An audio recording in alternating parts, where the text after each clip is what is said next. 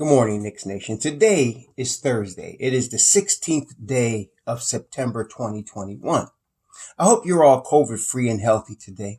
I hope the needs of your family in terms of food, shelter, clothing, and health are being met. Blessings upon those that work in the healthcare field, trying to save lives. Blessings upon those that pick up garbage for us to keep our places clean.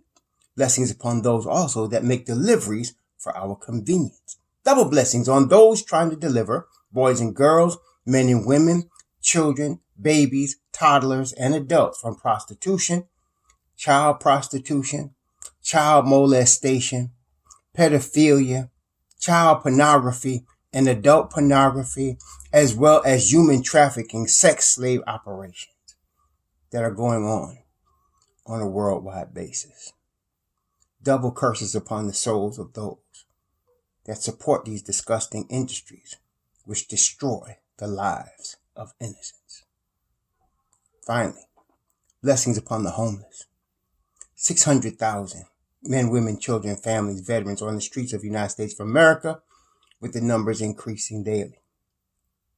Millions around the world in places like Afghanistan, Haiti, the Philippines, that don't have a roof over their head and have no way of knowing where their next meal is coming from.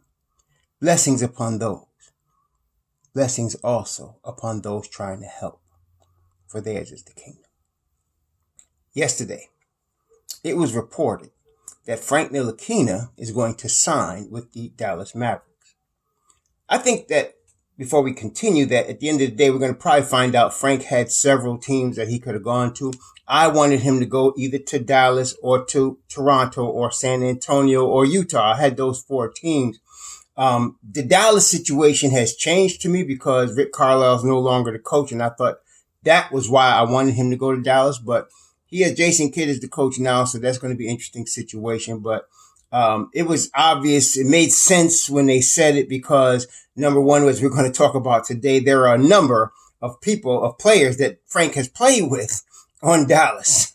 Dallas wanted him originally in 2017, and he's very familiar with Luka Doncic, having played in Europe, and of course he and Kristaps Porzingis, aside from knowing each other from the Knicks, they had a close relationship even from Europe, and so they knew each other as well. So it's a comfortable situation for Frank. But it's interesting. I'll call them today the Dallas Knicks because there's so many ex-Knicks players that are on the roster. So I was looking at, you got Reggie Bullock, Frank Ntilikina, obviously, Trey Burke, we mentioned Kristaps Porzingis, Tim Hardaway. All of these guys were former Knicks. Now, what does this tell us? I mean, why Dallas is a playoff contender? And yes, Luka Doncic is the spoon that stirs the pot, no question. A generational talent, that changes any team he's on. It becomes a playoff contender, including Dallas. But really, it tells us something about how far we've come as far as the New York Knicks, how far their management has come. I was looking back, and I'm looking at basketballreference.com. I like to look at their site. They give a lot of good statistical information. In 2017, 2018, when Frank Ntilikina was drafted, Phil Jackson drafted him. Prior to that, he had drafted Kristaps Porzingis, and the idea was to run the triangle. Now, as we know now, looking back, Phil Jackson was obsessed. He was totally obsessed with the triangle offense. He had picked it up from Tex Winters. He had used it for many decades. He had also coached in like they didn't call it G League then, but it was the equivalent of the G League, and he used it. And then, of course, when he came to Chicago Bulls with Michael Jordan, he used it with him, and then later on Scottie Pippen, so on and so forth. And then, of course, he used it with the Lakers as well. So, he could have trademark, triangle offense was basically tattooed to his forehead. So he was drafting with the idea of creating a triangle offense. Now, big problem with that was this, to me. He was the president of basketball operations. Okay? He was not the coach. and yet he wanted to control the coach and how the offense was being run from the president's box. That's dangerous. It's never been successful, by the way, because the coach is the coach and the president of basketball operations is the president.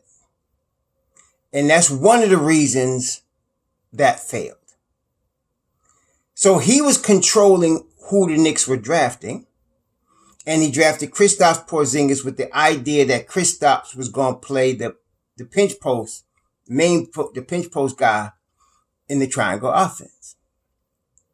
And Kristaps obviously was talented. Say what you want. I mean, he's injury prone, definitely, but he's got talent. I mean, first of all, let me start off by saying this. If you play in the National Basketball Association, you can play basketball. Period. You might not look good compared to other players in the association, but you could ball if you're in the NBA. It is the 300 or so top players in the world. Okay? From any country, like we talked about Luka, Doncic, wherever they come from, whatever little towns they come from, you're one of the best if you're in the NBA. So Kristaps Porzingis could play.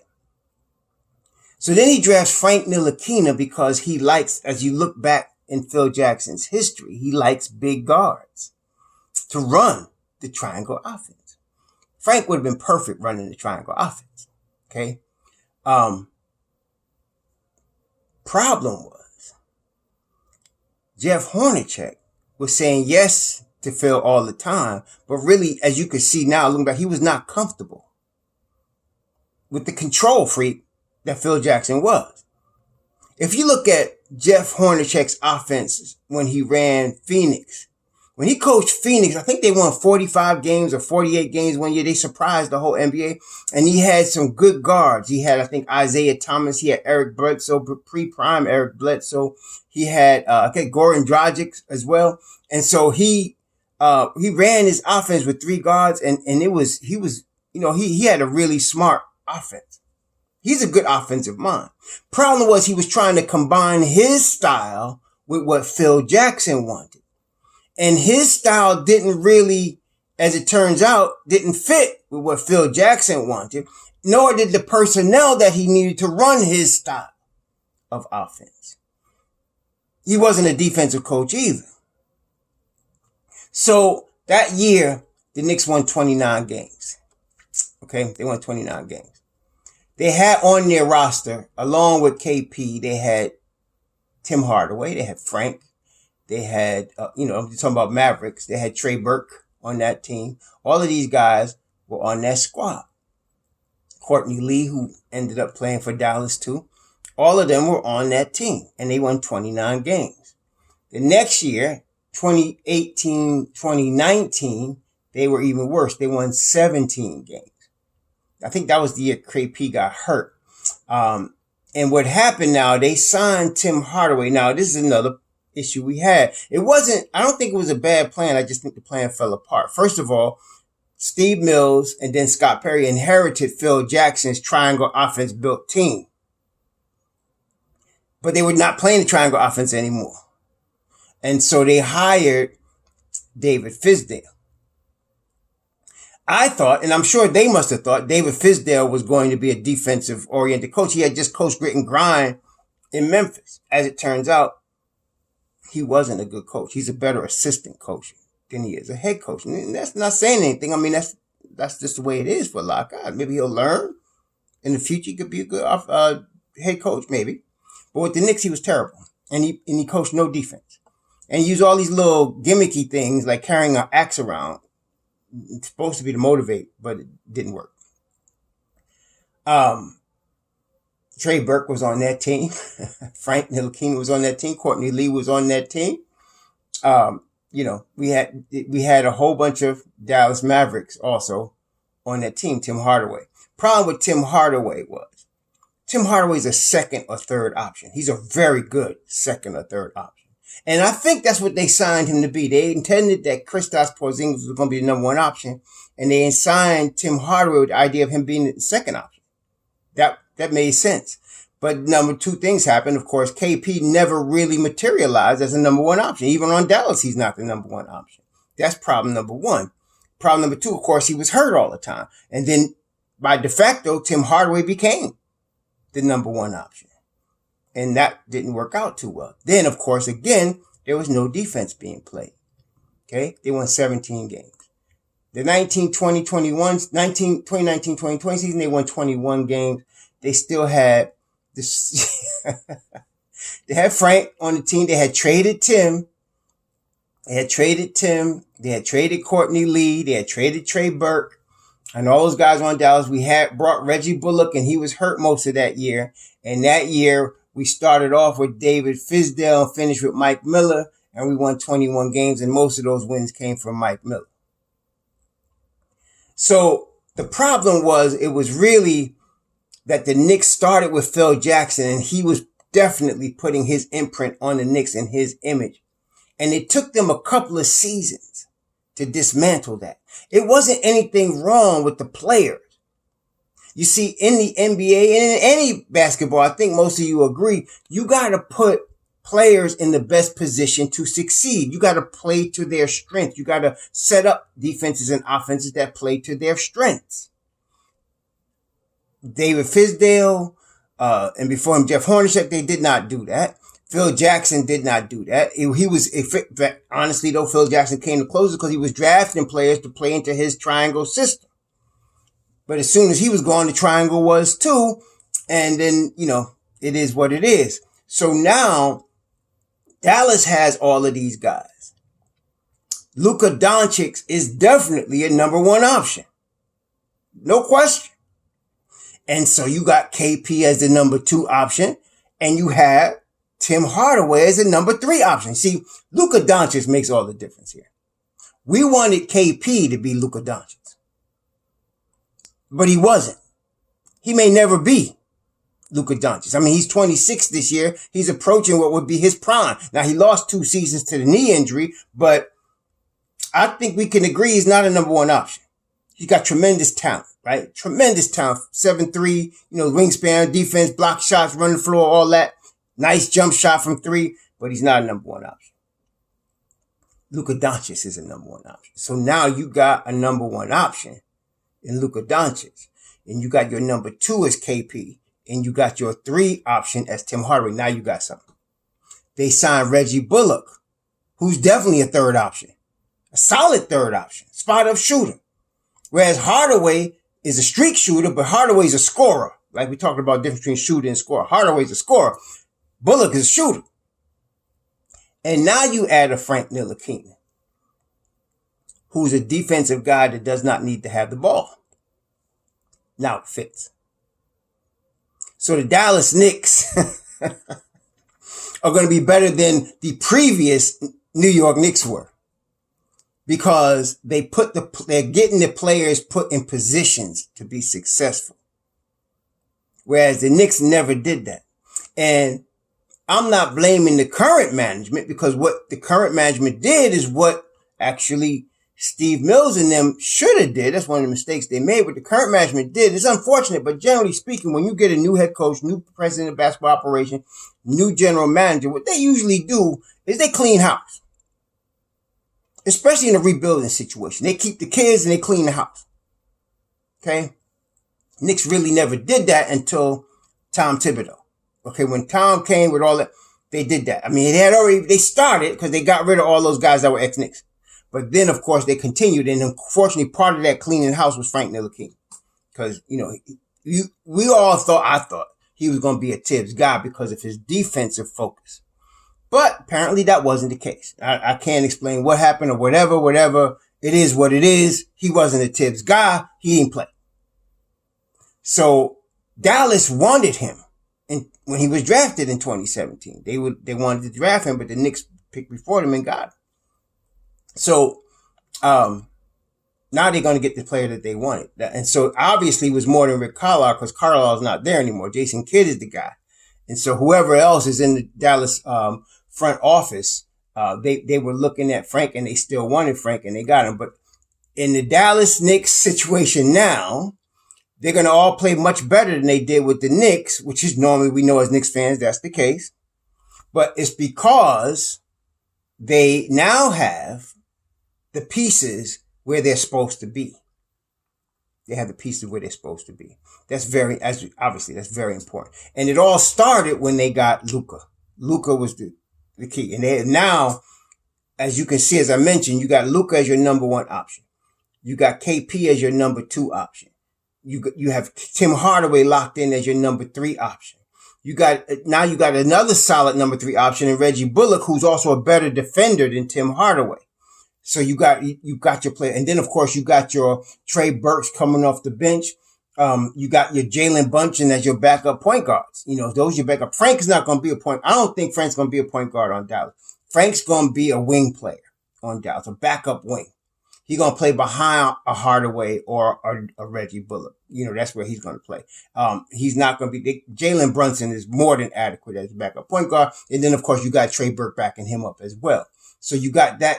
They still got Terrell Terry. And then as far as big men, they got some unknown big men that are good, though. Dorian Finney-Smith is good. Maxi Kleber is good. These players are pretty good. Dwight Powell's been solid for them for his whole career. He's good. So they're going to be really good, and they're going to challenge in the West. They are, because they got the right pieces. So I'm happy for Frank Ntilikina, and Dallas now becomes my second favorite team, even though I hated it when KP went there with his prima donna self. But I'm glad now for Frank, and I'm going to be definitely league passing, watching Dallas for sure. Whenever the Knicks aren't playing, I'm going to be watching Dallas. So, they're going to be good this year. They're going to surprise some people. Like I said, Luka Doncic is a generational talent, and he's not even close to his prime yet, and they're already talking about him as MVP material. Okay, so and for real, he is. And I think if he won the MVP this coming season, he would replace Derrick Rose as the youngest MVP ever, and that's how good he is. So you got him, and you got a nice squad around him. You got a nice bench. You got players playing in the best positions to succeed. Like I said, KP is the second option. Tim Hardaway is your third option. You got also Reggie Bullock as a third option. You got a defensive stopper in Frank. You got a solid backup point guard with Jalen Brunson, and you got Trey Burke, who's also very good as a backup point guard. You really, they're in good shape. They could probably use, if I had to be critical of them, they could probably use another big. They got Kleber, they got Powell, and Dorian Finney-Smith are their main bigs, and Finney-Smith is a bit undersized. They could probably use another backup big, but as far as wings, which wins you games, and backcourt, they're pretty set. So, I'm happy for Frank. The Knicks have moved on, and Frank has moved on. So now that's a clean break. The Knicks start from here. We have a defensive focus on our coach. Finally, we got number one and number two options in the right spot. Finally, we got youth that we are developing ourselves without trading away. Finally, we got our own draft picks. So the Knicks have moved on. Leon Rose has done a tremendous job. The crew they put together with Brock Aller, with Steve Mills. Steve Mills is still there, but he's not in that position anymore. But you have Leon Rose, you got Scott Perry, you got Brock Aller, and then of course you got guys like Johnny Bryant. You got, of course, there's Tom Thibodeau, Kenny Payne. They got Walt Perrin. They have really overhauled the New York Knicks. And I want to give James Dolan some credit. I mean, some of y'all just, y'all just perpetual haters. It is what it is. But James Dolan, you ain't heard from him. Not hearing from James Dolan while the Knicks is successful is like watching the Giants play and never hearing the name of an offensive lineman, which means there's no holding penalties, right? So you don't hear James Dolan. That's a good thing. He's stepped out of the limelight. He's letting Leon Rose run the team. And Leon is doing and has done an ace job. And I'm hoping the Knicks is successful for multiple reasons. One of which, I want to see Leon Rose get the Executive of the Year in this season because he deserves it after the chess. He's playing multiple level chess when everybody thought the Knicks was still playing checkers. And that works to our advantage because the Knicks were playing checkers for a long time. But Leon came in there, hasn't spoken a lot to the media. Smart. and is playing multiple level chess. And by the time they wake up, you look up and the Knicks got all kind of number 1, number 2 draft picks and a stacked squad. Worked it out. Okay. So, I'm glad for Frank. I'm glad for Dallas. And I'm glad they're in the West because I can root for them in the West. It'd be harder, honestly, to root for them if Frank was on Toronto, in the East. That would be harder. But in the West, I'm going to be watching that team in the West. I hope they beat everybody out there, and the Knicks in the East. So to me, it's the best of both worlds. Frank landed on his feet, landed with a really good team and a really good system that's going to utilize his talents. And the Knicks are in good shape going forward. Hey, it's a good time to be a Knicks fan. Have a good Thursday. Shalom.